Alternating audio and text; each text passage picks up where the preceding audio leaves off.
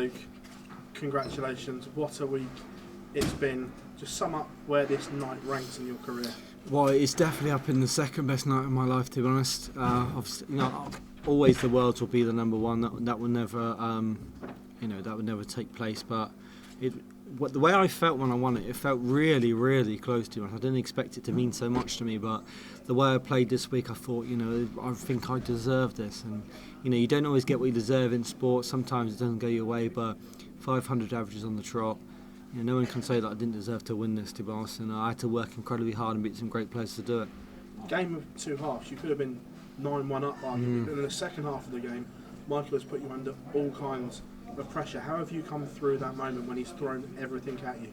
Yeah, I thought a fair, I could have been about 13-7 up in a way. I think there was a couple of missed opportunities, but when you're in big finals, sometimes you miss them opportunities and you're trying too hard. I don't know, but my doubling was, very good at times. I can't be too critical, but the way Michael come back, I was not unexpected, but I felt like I've watched a few of his games this week, and I felt like when he was putting the pressure, he was very vulnerable. Tonight he wasn't. I think every time he hit a one, I'm thinking, please.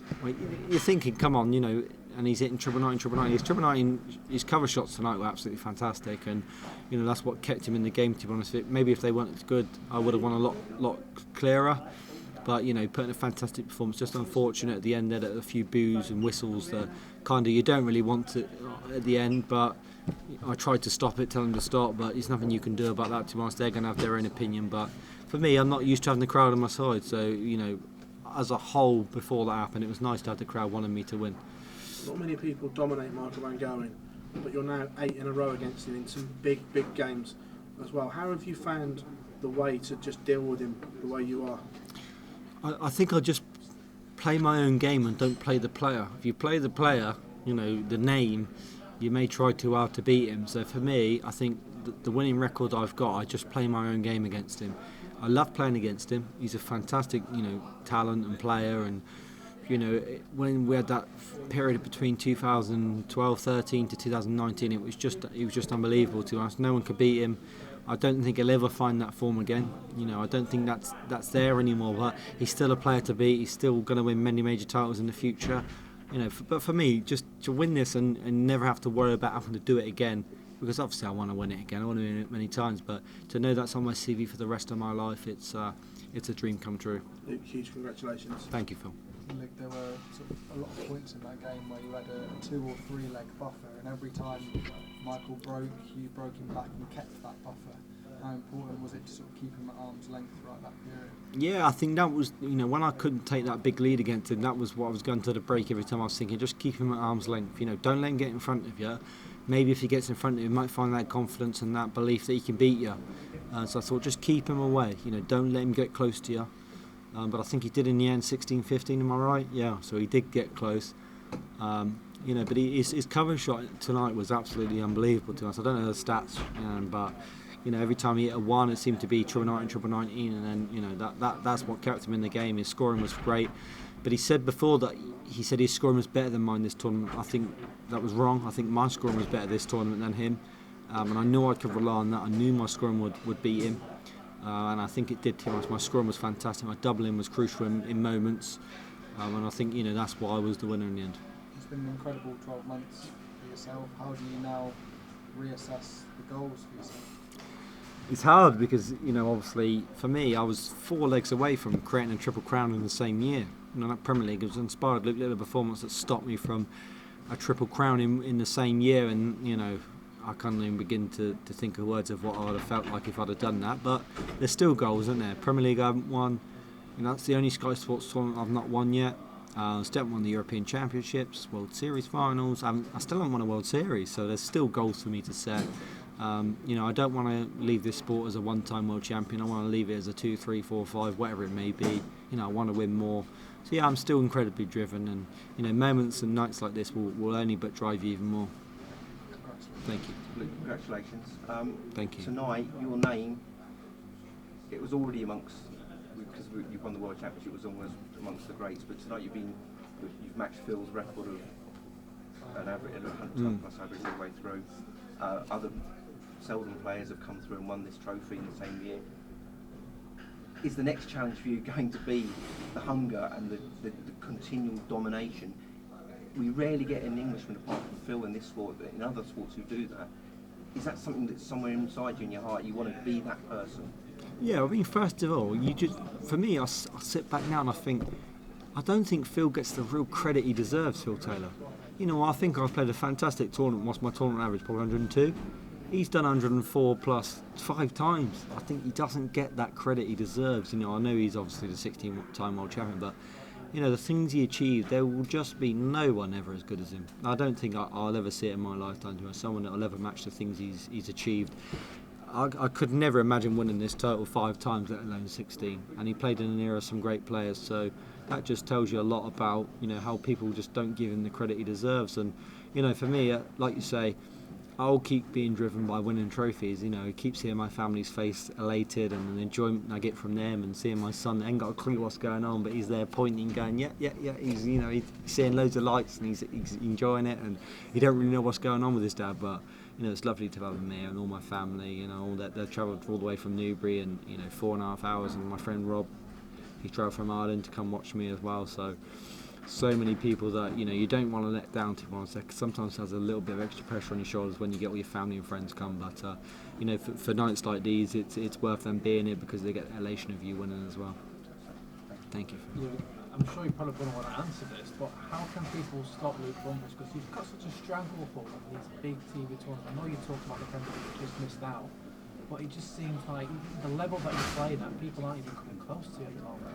I think probably you stopped coming, because every time when you first started coming, I've won everything. So maybe you're the omen I need to be here. But we had that chat before, didn't we? Yeah. No, I think I am beatable. Anybody can beat me. To be honest, I don't think I'm this sort of player that no one can beat, no one can touch. You know, Michael come incredibly close there, and James Wade come, you know, close. I know the scoreline didn't reflect it, but he come close. Bunting come close.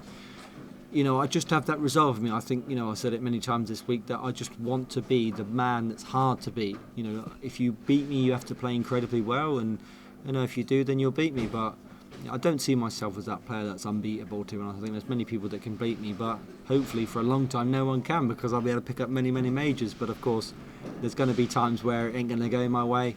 But I can sit here now and say, you know, 8 major finals out of 10. Won 6 of them. You know, it's just insane to us. It's something that I never would have ever dreamed of doing in the last 12. Well, when I walked out of here 12 months ago.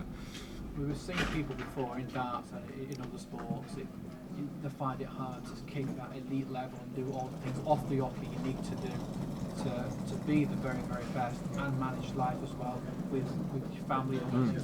How do you find that balance in life to have your family life but also be extremely dedicated to be as successful as you have been? Yeah, I don't think there's a right or wrong answer. You know, I try to just have that balance, what I think's right. You know, I commit to a lot, I practice a lot, I dedicate myself a lot. You know, and many world champions over the years have not done as many exhibitions as I've done this year or will do this year, but when you're world champion, you want to go on and show your trophy off, you want to enjoy yourself, and all the exhibitions I do, it's amazing. You know, all the people they're so excited to see. You know, the love I felt this year since, you know, that first Premier League game that I played in Wales, where I felt really down. I thought no one really liked me, and it kind of hurts you, because you feel like not that you want to be liked, but I just don't see what I'd done wrong, to be honest. And now I feel there's a bit more love towards me, and it just fills my heart with joy, to be honest. It feels great. It feels better than winning major titles. You know, I just want the fans to enjoy the talent that I've got, and I'm trying to do, and I just want to give the fans great darts. You know, like I said to you yesterday,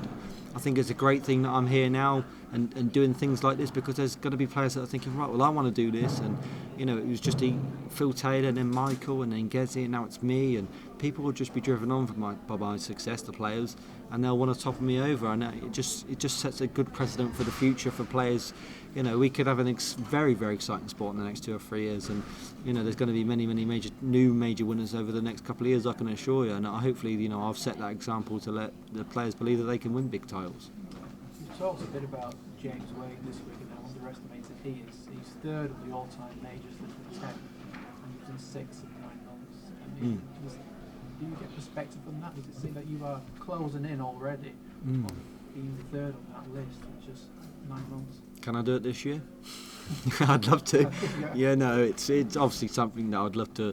You know, I just I just can't see anybody toppling Phil. Of course, that's an obvious one. Michael, probably not. Maybe Luke Littler could because he's still young and that's a chance. For me, I'm 30. I'm 13 years older than him. It's probably not going to happen. But to put myself third for a good few years, it's a massive opportunity.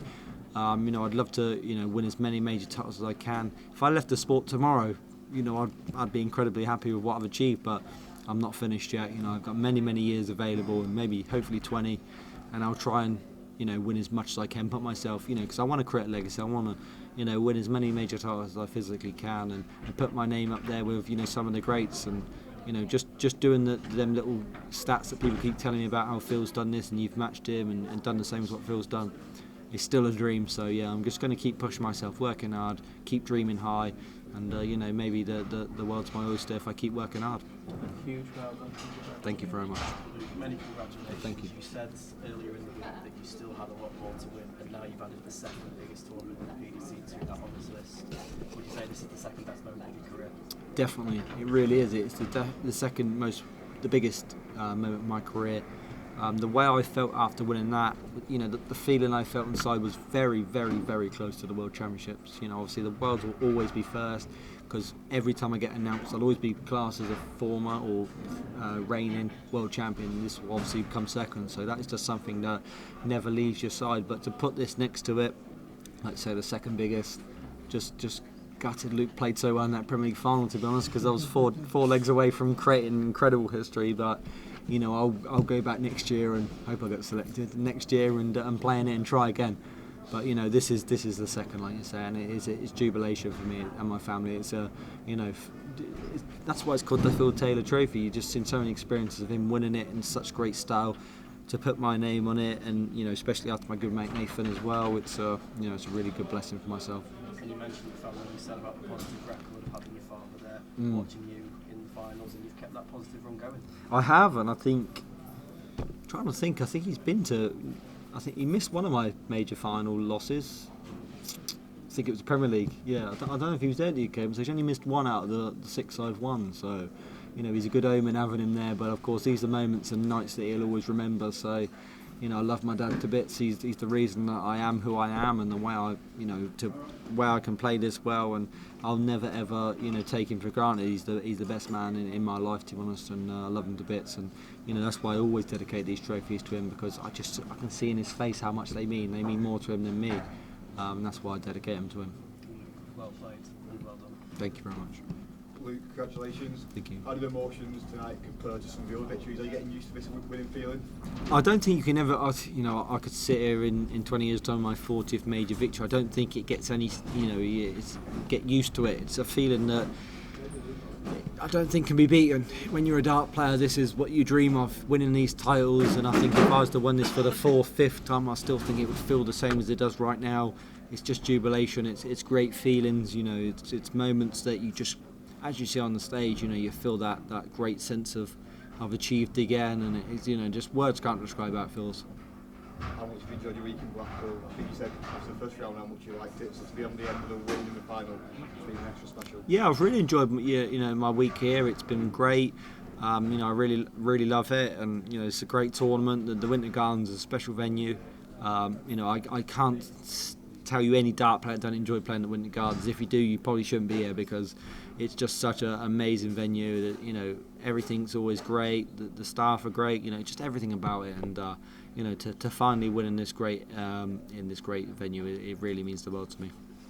How tense was it on stage at that time? Of course, you both had opportunities to take a bit of control. You had opportunities to go ahead. Michael had opportunities to get back. So how tense was it? It was very tense in the end. It was very nip and tuck. I think there was a lot riding on that leg. If Michael would have won that and it had gone 17-16, I think he would have had the throw. So, you just don't know how the game pans out, really. I don't know how he missed it at double, but he gave him that opportunity at the 100, and he probably would have thought that maybe you don't take it. But as soon as I hit that 20, I thought, this tops is going high, or it's not going low. I'm going for it hard.